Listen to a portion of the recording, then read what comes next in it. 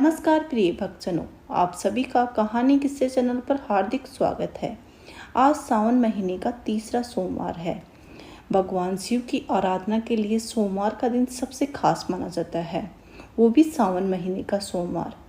जो लोग सोमवार का श्रावण के अंदर व्रत रखते हैं, उन्हें कथा सुनना अत्यधिक महत्वपूर्ण होता है। कथा सुनने से सभी इच्छाएं पूर्ण होती हैं।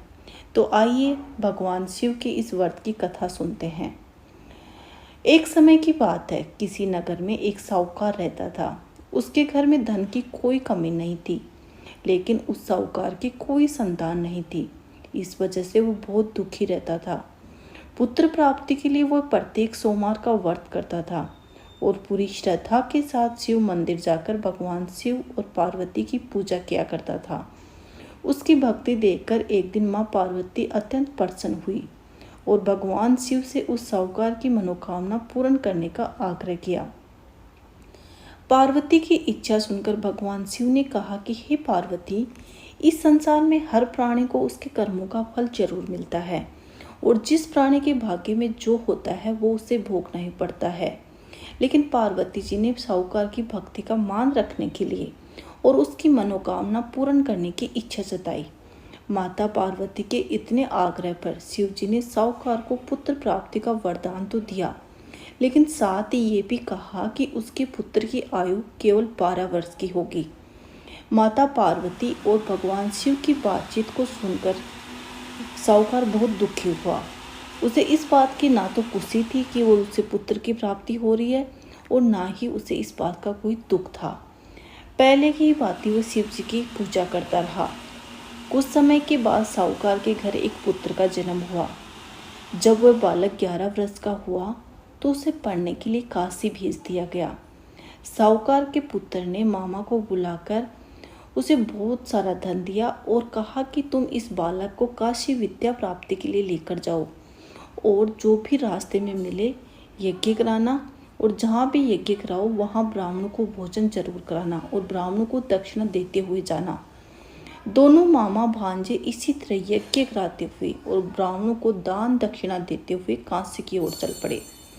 रात में एक नगर पड़ा जहाँ राजा की कन्या का विवाह था, लेकिन जिसके साथ उस कन्या का विवाह था वह राजकुमार एक आंख से काना था। राजकुमार के पिता ने सोचा कि पुत्र के काना होने की बात छुपाने के लिए उसने एक चाल चली। साहूकार के पुत्र को देखा और उसके मन में एक विचार आया। उसने सोचा कि क्यों न इस लड़के को दूल्हा बनाकर राजकुमारी से इसका विवाह करा दूं। विवाह के बाद इसको धन देकर विदा कर दूंगा और राजकुमारी को अपने नगर ले जाऊंगा। लड़के को दूल्हे के वस्त्र पहनाकर राजकुमारी से विवाह करा दिया गया, लेकिन साहूकार का पुत्र बहुत ही ईमानदार था। उसे ये बात न्याय संगत नहीं लगी।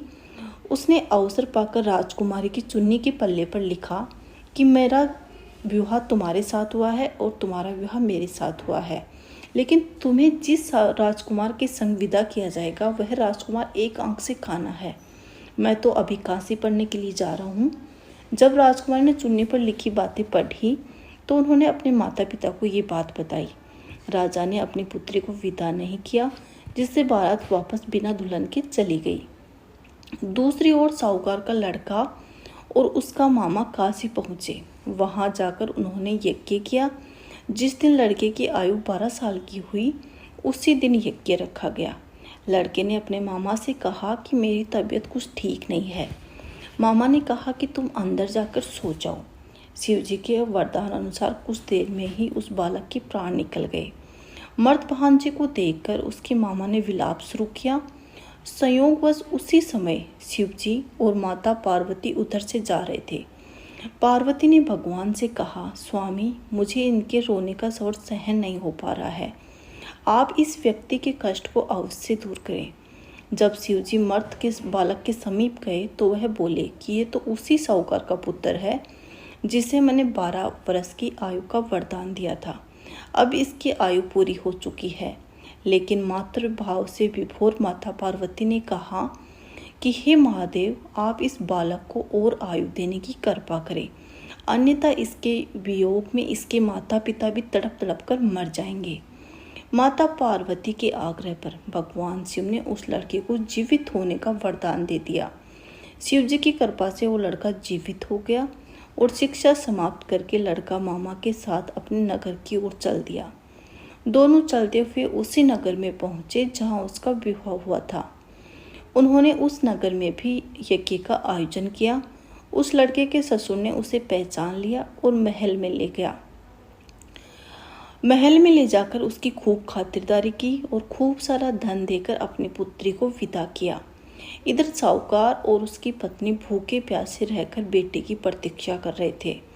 उन्होंने प्रण ले रखा था कि यदि उनके बेटे की मृत्यु का समाचार मिला तो वो भी अपने प्राण त्याग देंगे, परंतु अपने बेटे को जीवित होने का समाचार पाकर वो दोनों बहुत ही प्रसन्न हुए। उसी रात भगवान शिव ने व्यापारी के सौपन में आकर कहा, हे श्रेष्ठी, मैंने तेरे सोमवार के व्रत करने और व्रत कथा सुनने से प्रसन्न होकर तेरे पुत्र को लंबी आयु प्रदान की है। इसी प्रकार जो कोई सोमवार का व्रत करता है या फिर कथा सुनता है या फिर उस कथा को पढ़ता है, उसके सभी दुख दूर होते हैं और समस्त मनोकामनाएं पूर्ण होती हैं। जैसा सेठ जी साहूकारने को टूटा, वैसे ही भगवान शिव सबको टूटे, कहते को सुनते को और उखाड़ बढ़ते को। बोलो शिव शंकर भगवान की जय, बोलो भोलेनाथ की जय। दोस्तों, आशा करती हूँ कि आपको ये कहानियाँ ज़रूर पसंद आ रही हैं। अगर आपको ये कहानियाँ पसंद आ रही हैं तो इसे लाइक करें, शेयर करें और कमेंट बॉक्स में अपनी राय ज़रूर बताएं तथा साथ ही मेरे चैनल को सब्सक्राइब करना ना भूलें। धन्यवाद।